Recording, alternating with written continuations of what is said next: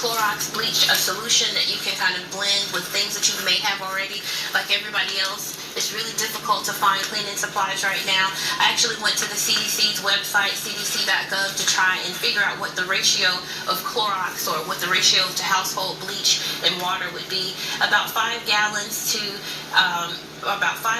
and you'll need about 1 cup of bleach. But for my solution, because I only have 1 gallon of water, I'll be using 1/3 cup of bleach. So I'll just add it right inside of here. And so once you've done that, you can use it on some of the germiest places in your house, which would be the bathroom sinks, bathroom faucets, common area doorknobs, kitchen countertops, kitchen drawer knobs. But you can also make your own wipes, because another thing that's really scarce right now would be wipes. And those are so convenient just for cleaning the kitchen. I'm going to actually start by putting my cut paper towels inside of a plastic bag.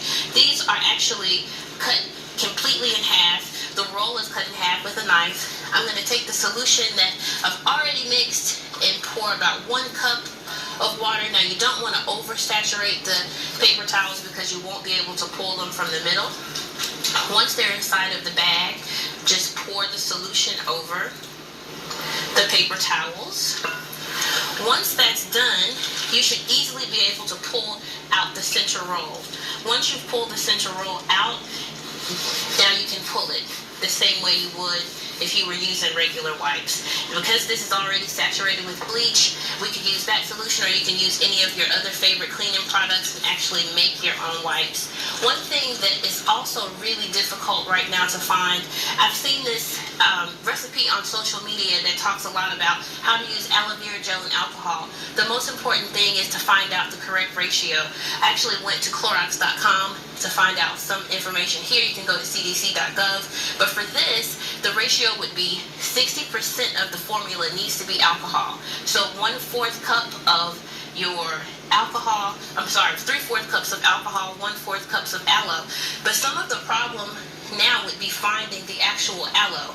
And so if you can't find aloe in a container or already pre-mixed, then you can take the fillet of the aloe and actually cut it from the leaf. Once you've done that, add it to a blender. You only need 1/4 cup of this. So you're adding that to your blender and measure about, you need 99% alcohol at about maybe 3/4 cup here. Again, 1/4 cup of your aloe vera gel, 3/4 cups of your alcohol. Pour that into the aloe vera gel, and you're going to blend those together. Once those are blended, I actually just used an old hand sanitizer container. Believe it or not, it feels the same when you rub it on. It feels almost the same as if you were using, the regular gel, but to me it's actually a lot softer.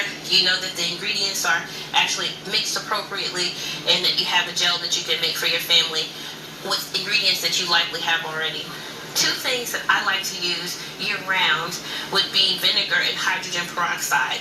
Keeping in mind that if you're using hydrogen peroxide, it can actually stain fabric. You should use it pure. Most of the hydrogen peroxide is about 3%, and you can see that on the container. So find the one in the brown bottle. You can use it directly on countertops. You can use it in the bathroom. You can use it in the kitchen. But most importantly, you want to make sure that if you're using it on fabric, to keep in mind that it can stain fabric. Vinegar is another amazing product that you can use year-round for cleaning, but right now I've seen these 2 things actually still available on the shelf. Many places are limiting the amount of hydrogen peroxide you can buy, maybe 3 per family or 3 per checkout.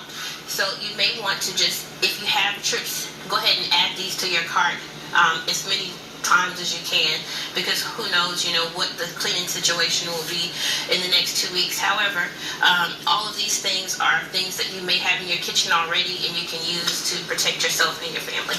Great ideas, since a lot of folks are going to the stores and just cleaning off the shelves, just trying to take care of everything to sanitize themselves. Thank you, Tamika, for those excellent ideas, because you never think, but again, we do want to let folks know that you shouldn't be mixing chemicals unless you really have an expert around who has shown you. And the sites you gave us were really informative. Thank you. So stay safe. All right. You too. Thanks a lot. 8:52.